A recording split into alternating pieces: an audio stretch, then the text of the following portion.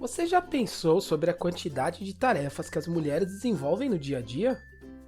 Entre os diferentes serviços domésticos e as mais variadas rotinas de trabalho externo, a figura feminina muitas vezes se sente sobrecarregada com o acúmulo de demandas, podendo prejudicar assim sua saúde física e mental, bem como suas relações entre toda a família. No dia 10 de março, as famílias da Escola Municipal José Braz Neto responderam um questionário sobre a rotina de trabalho das mulheres e os cuidados com os bebês e as crianças bem pequenas. A primeira pergunta era a seguinte: quem faz e auxilia a criança na alimentação? Como resposta, obtivemos que essa função é realizada por cerca de 95,6% das mulheres. A segunda pergunta, relativa ao acompanhamento das atividades de aprendizagem propostas pela escola, foi essa: quem é responsável pelo acompanhamento das vivências junto com as crianças? Como resposta, obtivemos que, nessa ação, 97,8% das pessoas que acompanham as crianças são as mães. Já na terceira pergunta, a participação da mulher foi ainda mais marcante. O questionamento foi o seguinte: quem é responsável pela rotina de higienização das crianças? Como resposta, obtivemos a surpreendente marca de 98,9% dessa ação ser executada pela mãe. Por último, realizamos duas perguntas sobre o exercício de funções remuneradas ou não, tanto fora de casa quanto serviços domésticos. No caso de funções remuneradas fora de casa, as mulheres responderam com a participação em pelo menos 63,3% dos casos. Já no caso das funções domésticas, as mulheres participam dessas atividades em pelo menos 95,6% dos casos. São números bem impressionantes que mostram a grande desigualdade e atribuições de funções exclusivas às mulheres em nosso dia a dia.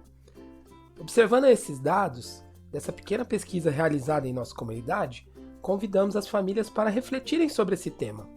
Você já ouviu falar que é preciso de uma vila para criar uma criança?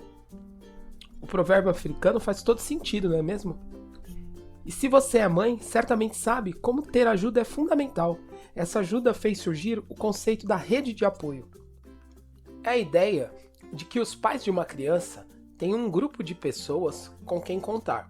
E isso vale desde uma ajuda com o filho até um suporte para que o casal possa respirar, tomar um banho ou ter algo para comer.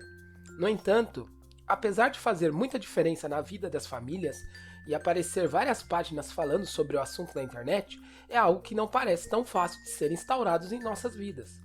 Nosso intuito aqui é mostrar que ninguém está sozinho na criação de um filho. Mas se você se sente sozinha ou sozinho, que tal começar a dialogar com quem está próximo a você? Seu companheiro, parceiro, os avós, tios, tias. Pedir ajuda talvez seja um dos maiores desafios para nós. Afinal, vivemos em um tempo em que valores como individualismo e autossuficiência imperam. Mas não tenha vergonha de pedir. Primeiro, porque somos todos humanos, vulneráveis e todos precisamos de ajuda. Não há vantagem alguma em bancar o super-herói ou a super-heroína, e acumular tarefas que poderiam ser compartilhadas só vai desgastar ainda mais. Segundo, quando você pede ajuda a alguém, essa pessoa também se sentirá à vontade para pedir ajuda a você, e assim os laços entre vocês podem ser estreitados. Se você é o pai da criança ou parente próximo e está vendo esse vídeo, que tal se questionar e refletir sobre o teu papel na criação da criança? No que mais você poderia participar ou tomar para si como responsabilidade para aliviar a sobrecarga materna dessa mãe? Para ajudar pais e mães nesse processo, listamos algumas dicas que podem ajudar na construção de uma rede de apoio e também separamos alguns links de podcast e vídeos de dois especialistas que falam sobre o assunto de forma leve, respeitosa e profissional. A mudança sempre começa dentro de nós.